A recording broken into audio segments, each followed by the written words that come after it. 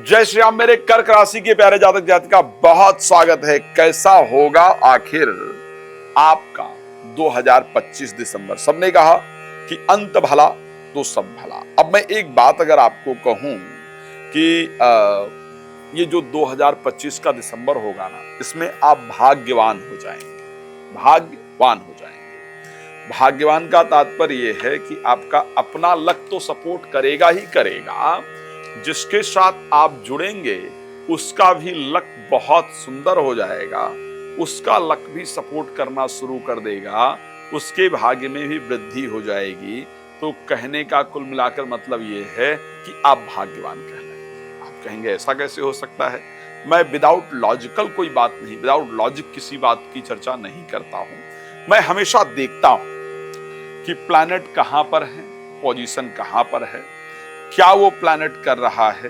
क्यों मैं इस शब्द को कहूं या ना कहूं? मैं अगर एक शब्द और भी ऐड करना चाहूं कि बुद्धिमान हो जाएंगे, तो भी आप कहेंगे साहब भाग्यवान हो जाएंगे, बुद्धिमान हो जाएंगे, ऐसा कैसे हो सकता है? तो मैं उसकी लॉजिक भी आपको जरूर दूंगा। यदि मैं 2025 के दिसंबर महीने में सबसे ज्यादा किसी को कामयाबी पाते हुए देखूंगा, सफलता पाते हुए देखूंगा, भाग्य में वृद्धि देखूंगा या कुछ नया अचीव करते हुए देखूंगा, तो ये मुझे पता है वो जातक जातिका कर्क राशि के ही होंगे, इसमें कोई दो राय नहीं। यदि मैं किसी को अपने कार्य क्षेत्र में आने वाली, अपने व्यापार में आने वाली प्रॉब्लम को सॉल्व करते हुए देख पा रहा हूं, तो वो मेरे दृष्टि से कर्क राशि के जातक जातिका होंगे और कोई नहीं।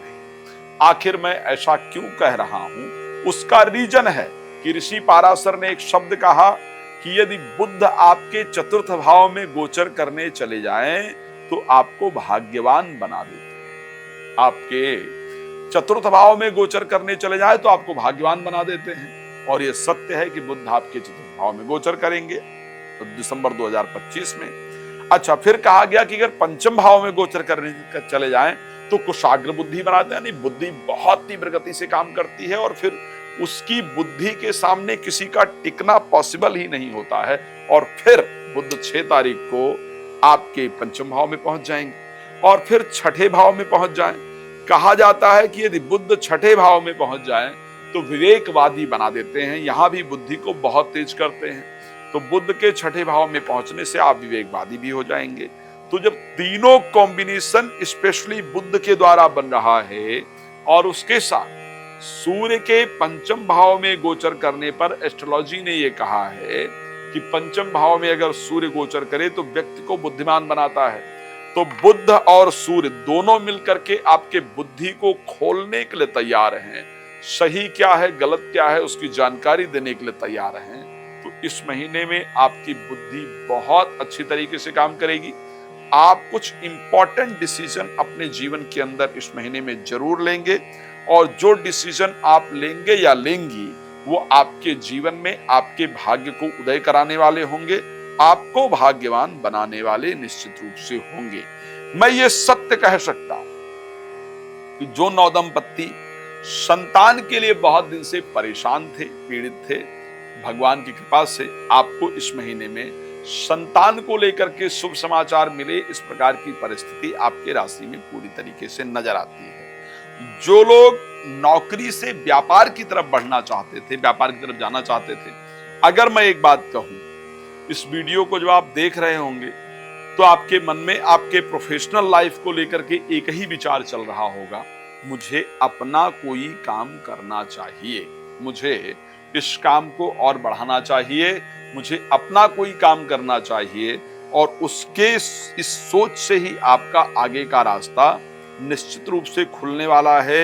इस प्रकार की कंडीशन आपके राशि के अकॉर्डिंग मुझे पूरी तरीके से नजर आ रही है। तो अगर मैं देखूं कि भगवान की कृपा से आपका जीवन तो ओवरऑल बेहतर रहेगा। चलिए अब सबसे पहली चीजें फटाफट बात कर लेते हैं, ओवरऑल कैसा रहेगा, स्वास्थ्य कैसा रहेगा। तो स्वास्थ्य को लेकर के ये माह मुझे शानदार दिख रहा है। बृहस्पति करीब 5 तारीख तक आपकी राशि में गोचर करेंगे, एक्सॉल्टेड होकर के 5 तारीख को वक्री हो जाएंगे। वक्री होने के बाद स्वास्थ्य तो आपका ठीक रहेगा, इसमें कोई दो राय नहीं है। थोड़ा प्रभाव में कमी आएगी, बट स्वास्थ्य को लेकर के फिर भी मैं अच्छा कह सकता हूँ। फाइनेंस को लेकर कैसा रहेगा, मैं ये कह सकता हूं कि पैसे की अगर आने की बात की जाए, इनकम की बात की जाए, तो इनकम इस कुंडली में 20 तारीख तक बेहतर रहेगा। ध्यान रखिएगा, 20 तारीख तक इनकम निश्चित रूप से बेहतर रहेगा। लेकिन आफ्टर 20 यानी आफ्टर 20 जो है वो आपको पैसा कमाने में थोड़ी दिक्कत होगी। 20 तारीख तक खूब भाग दौड़ करके काम कर लीजिए। 20 तारीख के बाद जो आपने काम किया है, कहीं इन्वेस्ट वगैरह मत कीजिए। इन्वेस्टमेंट वगैरह करेंगे तो निश्चित रूप से 20 के बाद नुकसान होगा। 20 से पहले आप इन्वेस्टमेंट करेंगे तो आपके लिए फायदा रहेगा। 20 से पहले आपको नुकसान नहीं होगा। तो इस कारण से जो भी इन्वेस्टमेंट वगैरह करना है वो हमें 20 से पहले करना चाहिए। फाइनेंस को लेकर के परिस्थिति मुझे अच्छी दिख रही है। कुछ पैसा चोरी होने का डर है, यानी कुछ पैसा आपका गिर इत्यादि जाए, चोरी हो जाए, इस प्रकार की परिस्थिति मुझे नजर आती है। अगर मैं बात करूं एजुकेशन को लेकर के, क्योंकि पंचम भाव में शुक्र भी गोचर करेंगे, बृहस्पति की वहां पर दृष्टि भी होगी, सूर्य भी होंगे, मंगल भी होंगे, यानी पूरी तरीके से अगर देखा जाए तो जो प्लैनेट आपके भाग्य को उदय कराने वाले हैं वो पंचम भाव में हैं। तो एजुकेशन को लेकर के, संतान को लेकर के और मित्रता को लेकर के ये परिस्थिति अच्छी रहेगी। अगर हम बात करें कि विवाह का क्या होगा, विवाह को लेकर के कुछ पॉजिटिव न्यूज दिख रही है या नहीं दिख रहा है, तो विवाह को लेकर के क्योंकि 7th हाउस पे बृहस्पति का दृष्टि है, बृहस्पति की चमक है, इसलिए विवाह को लेकर के भी कोई बहुत शानदार न्यूज, शानदार रिजल्ट आपके जीवन में आए, इस प्रकार की परिस्थिति मुझे पूरी तरीके से नजर आती है। तो भगवान के पास से ये भी एक अच्छी परिस्थिति रहेगी। खैर, कुछ तारीखें हैं जिस पर आपको सावधान रहना होगा, वो है आपकी 9 तारीख, 17 तारीख, 25 तारीख और 27 तारीख। 9, 17, 25, 27 इन दिनों में कोई भी इंपॉर्टेंट डिसीजन आपको लेने से बचना होगा। आपको सावधान रहने की आवश्यकता रहेगी। अन्य जानकारी के लिए आप मुझे कॉल कर सकते हैं, नंबर आप सबके सामने है। रात को 9 बजे, दोपहर को 12 बजे लाइव आता हूं। कॉल अपॉइंटमेंट लेकर कभी बात कर सकते हैं और कथा कराने के लिए आप सीधे हमसे जुड़ सकते हैं। धन्यवाद आपका जुड़ने के लिए। जय श्री राम।